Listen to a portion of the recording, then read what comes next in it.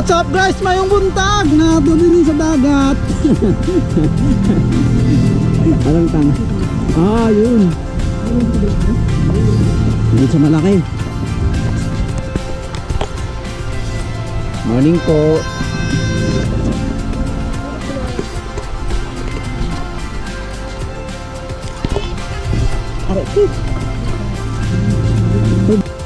Ito yung entrance guys, papasok doon sa beach. Kaya medyo mag-ingat lang tayo, doble ingat kasi sobrang mabato dito at saka posible masugatan yung paa mo. Tatayador. Tay, kontrol natin sa bangka na to. Ay, ilang tao ka siya dito, tay?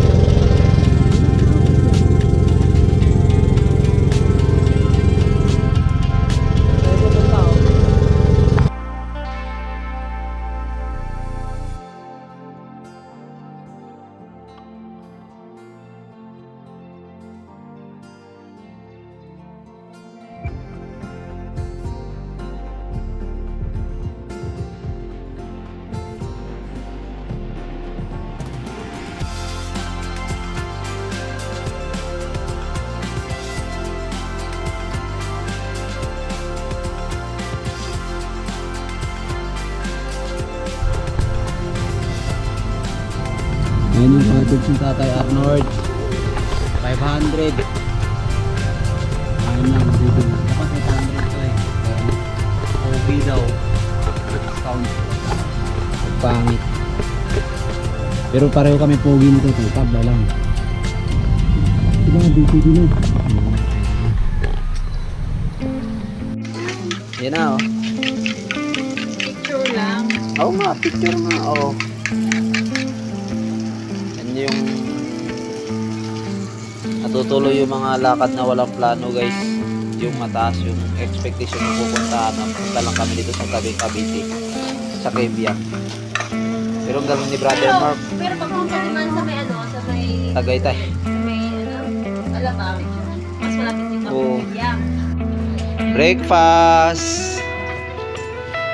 Yun o, si Doña Soledad, saka sa Maria Clara, saka si Don, amo. Luto si Don. Ano isla na? Kilaw, prito, sugba. Maganda nga yung hindi nga nagtapos. Sipag pa. Pa, sir. Oo, siyempre. Eh, kung naging tapos lang isa lang, ano sir, ano ka? Wala. Hindi natin sila makikilala sir kasi pro tayo nun eh. Tsaka mas priority pa rin sir yung yung diskarte. Okay naman may diploma pero iba kasi yung experience at saka diskarte. Advantage lang nung may papel ka. Ang disadvantage na wala kang papel, wala kang iniinda, wala kang sinasanto na trabaho, kumbaga kailangan mo ng full of confidence. Uy, mapoy.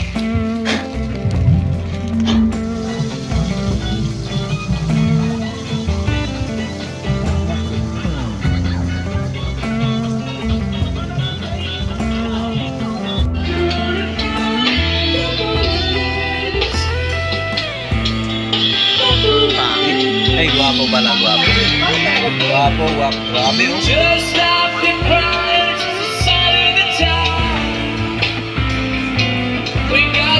Yan pala guys, ang ulam namin, lempo, kilawin, isda, by Chef Mark. Ano mo? Kaya na to? Tapos, Okay. Patay ko na. inihaw na isda. Patay mo. Tapos yung sinabaw ni Mark. Prito mo na, tapos sakay lang pang.